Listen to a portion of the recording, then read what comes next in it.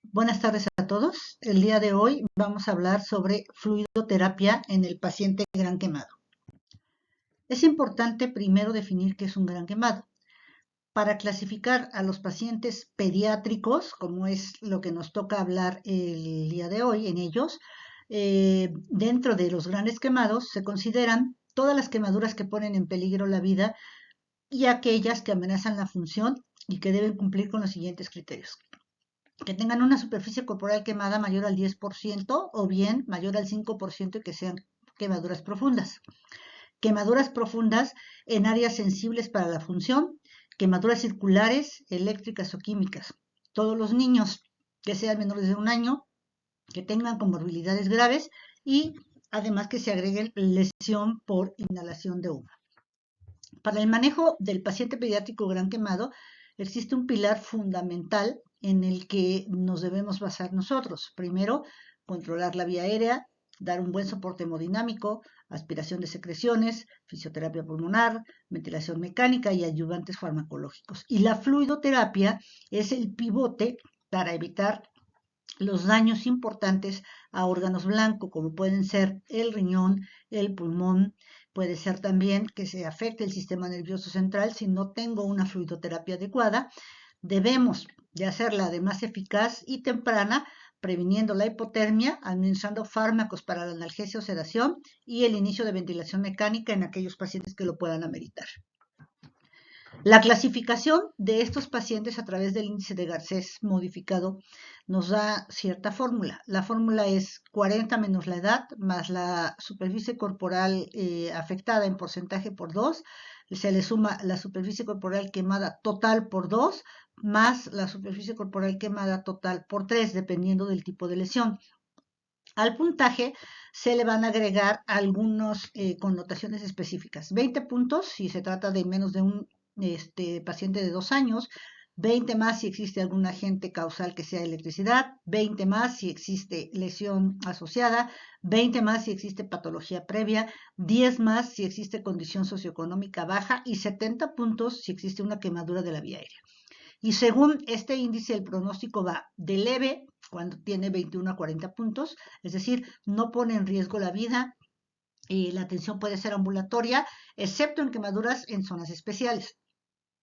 Moderada cuando tiene 41 a 70 puntos, que no tiene riesgo vital, salvo en enfermedades agravantes, requiere hospitalización. Por ejemplo, un niño que llegue con este puntaje y que tenga además una cardiopatía o una enfermedad renal o que sea diabético, deberá de hospitalizarse, aunque el puntaje esté entre 41 y 70. Grave, 71 a 100 puntos con riesgo vital y debe ser obligatorio hospitalizarse en una unidad de quemados. Y crítico, de 101 a 150 puntos, que pone en peligro la vida de manera inmediata o importante y la sobrevida es excepcional en los pacientes que tienen más de 150 puntos. Podemos observar un paciente gran quemado por la edad y el tipo de lesiones. Ahora, el manejo de líquidos puede ser de acuerdo a varias soluciones, por lo cual vamos a clasificarlos, ya saben, de acuerdo a su tonicidad con relación al plasma corporal. De acuerdo a la osmolaridad, tenemos hipertónicos, que son aquellos que presentan una osmolaridad mayor a 290 por litro. Isotónicos poseen una osmolaridad que se aproxima a 290. Hipotónicos tienen una osmolaridad menor a 290 y los podemos dividir también en cristaloides o coloides.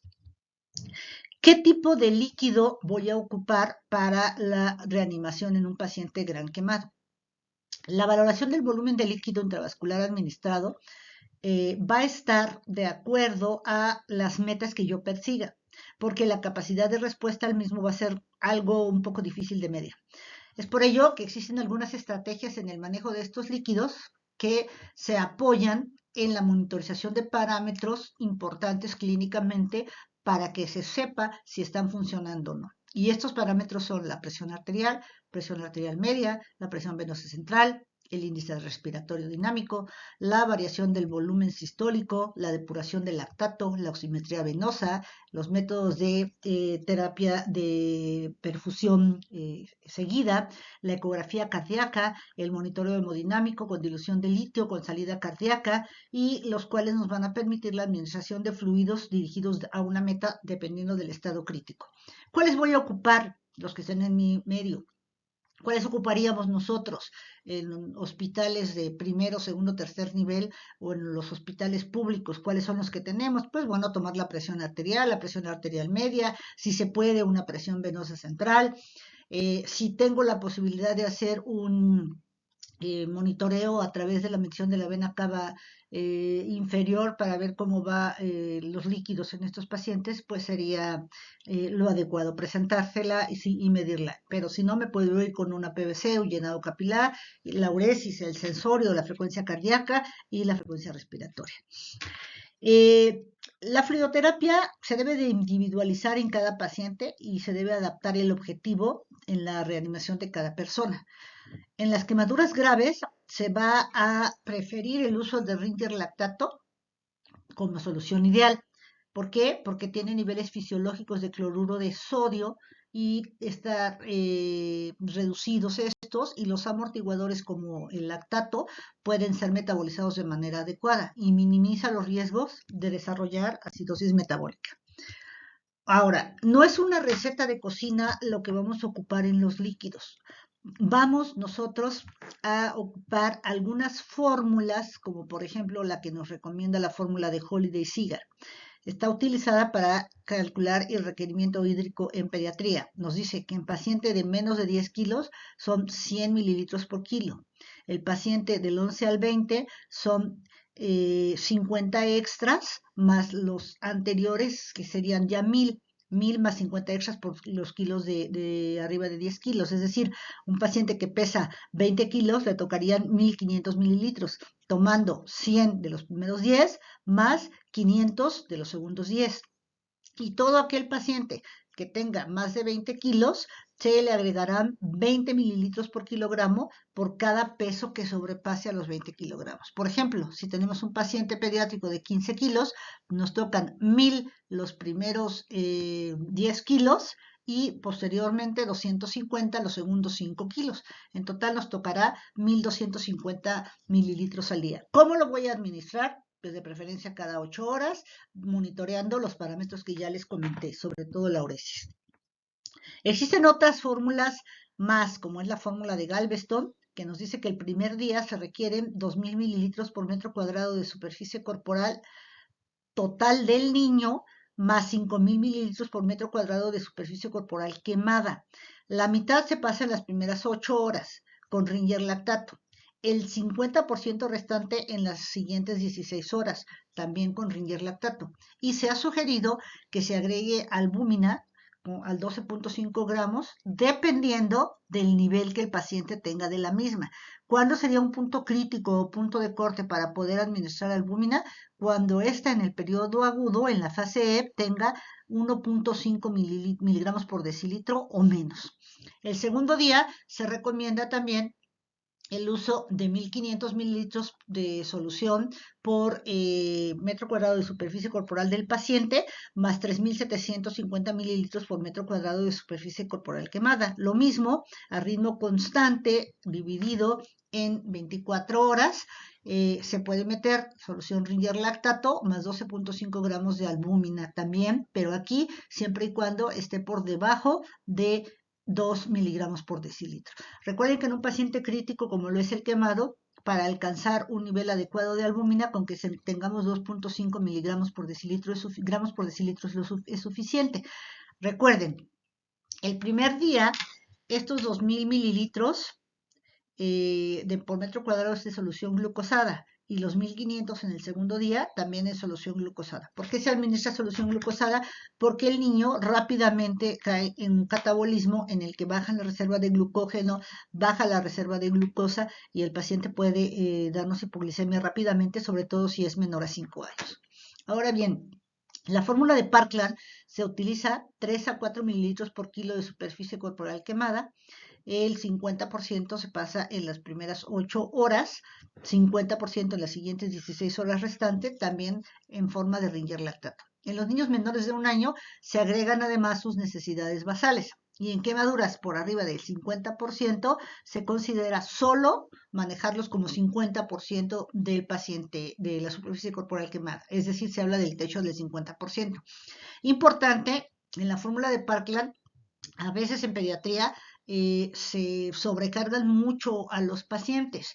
Recuerden que la fórmula de Parkland para el adulto nos dice que son 2 mililitros por kilo y para el paciente con quemadura por electricidad 4 mililitros por kilogramo. Este valor de 3 a 4 a veces podemos o sobreestimar o subestimar la reposición de los líquidos, por eso es que en pediatría no se recomienda tanto.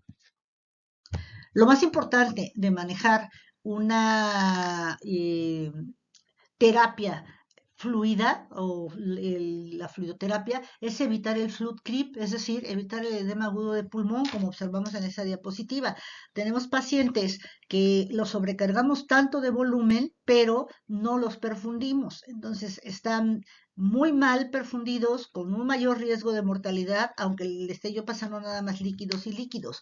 Ya no estamos en la época en la que restituíamos los líquidos para el estado de choque y los llevábamos hasta la máxima ganancia de peso del paciente y después poníamos diurético para que el paciente disminuyera su peso y empezara a orinar. O sea, si el paciente le estoy manejando líquidos, salvo muy excepciones que no es el tema de la plática, requeriría el uso de diurético, pero si yo estoy realizando una buena valoración de mi superficie corporal quemada, estoy decidiendo qué tipo de líquidos le voy a administrar, en cuánto tiempo, y me voy a metas, como les comentábamos anteriormente, estado del sensorio, tensión arterial media, frecuencia cardíaca, respiratoria y uresis, voy a poder evaluar perfectamente bien si está resultando este manejo para los pacientes.